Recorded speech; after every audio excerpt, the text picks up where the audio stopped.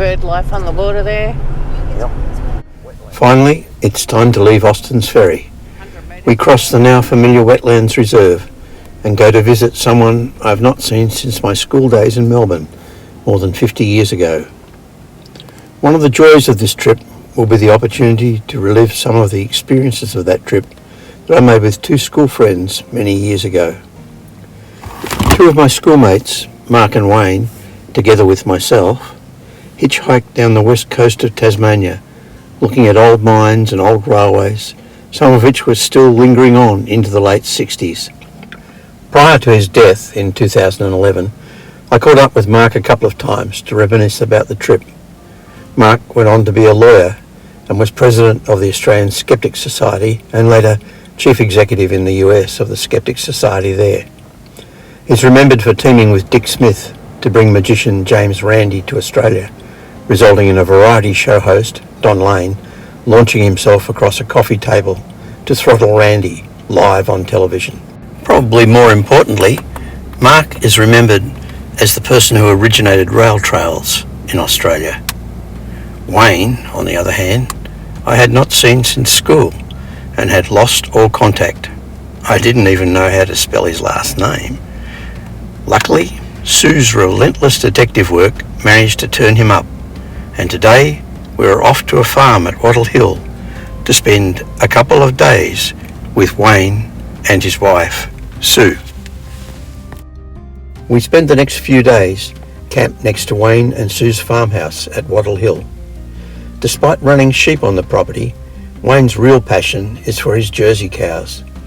One he milks for home consumption, claiming,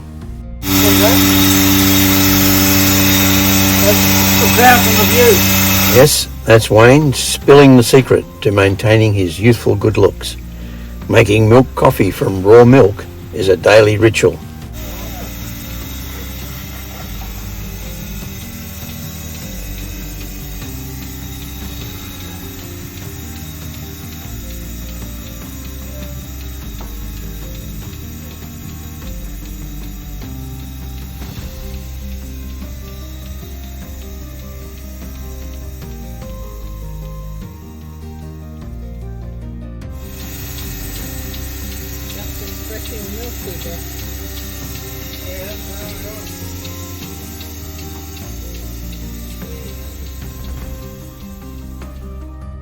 And this is the milking cow's calf waiting in the wings.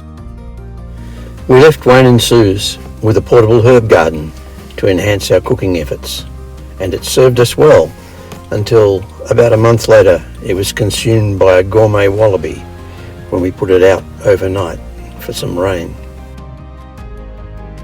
Soon we were on our way to the Tasman Peninsula, famous for the convict settlement at Port Arthur, but we are staying a little further on at a place called Lime Bay National Park at the tip of the peninsula.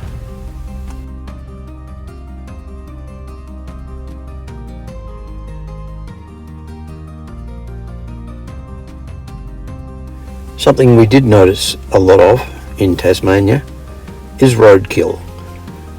Just because potoroos are slightly smaller than kangaroos probably means that human beings don't bother to slow for them. Not sure. We arrive at Lime Bay National Park. We set up the caravan and settle in for lunch while taking in the ambience of this beautiful bay.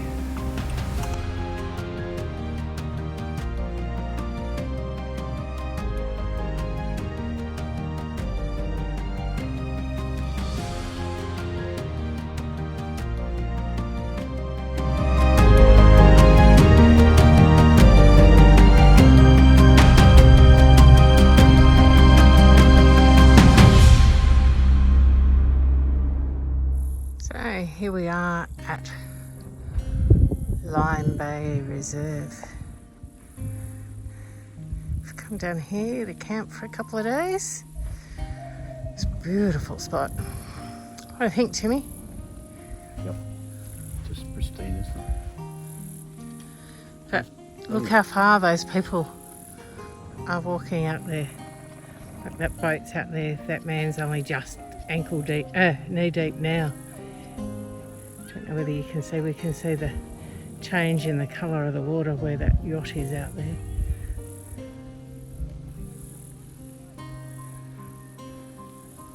You're putting your hand in to feel the temperature of the water, Timmy? And I got my shoes and socks on. I didn't ask you to put your feet, just your hand. Walk out there. Besides, you can't tell them these puddles close by. They're warmer. They're warm.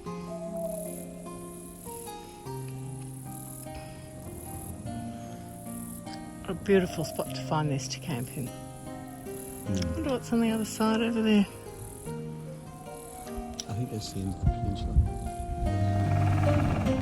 This is me contemplating the beauty of the bay, and here we come with the obligatory selfie.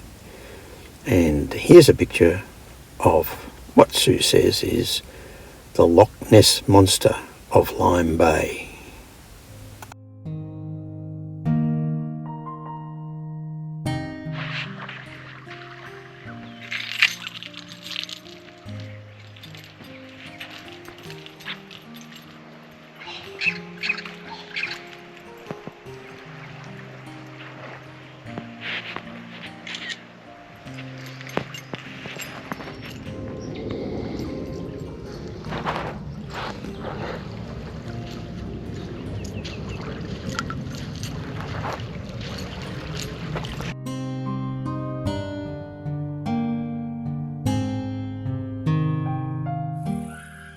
Just look at the colours of the rock here. So, is this igneous sedimentary or the other type that I always forget? It was sedimentary because it's layered. You can see the layers as they've been laid down. So it's all sandstone.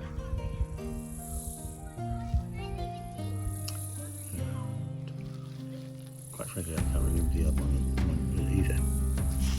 I'm going to look it up. We'll come back to you. Metamorphic.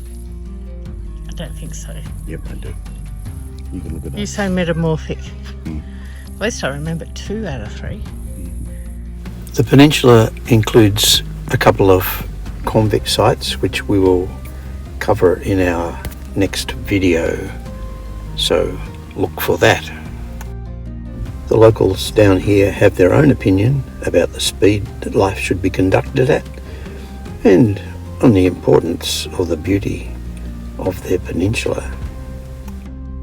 So sit back for a minute and enjoy the beauty of the Tasman Peninsula.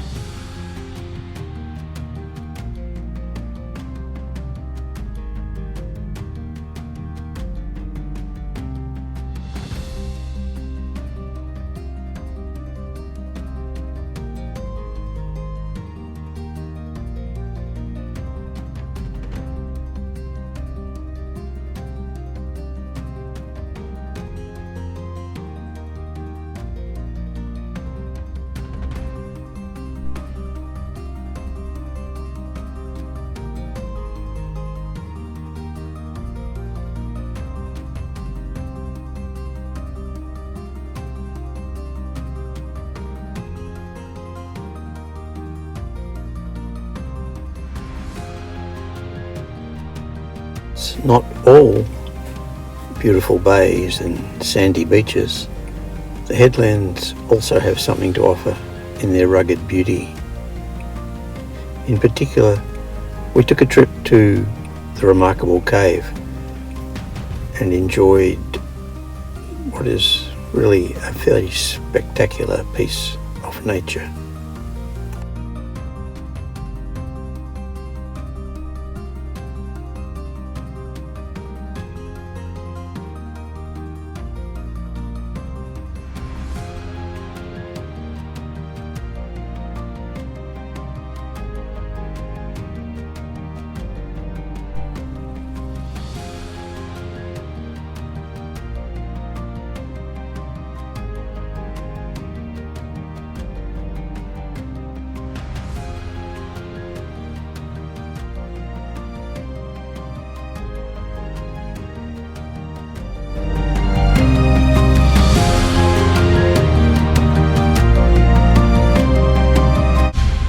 The climb into and out of the viewing platform of the cave gave Sue's new knees quite a workout, and quite frankly, both of us were fairly puffing by the time we got to the top.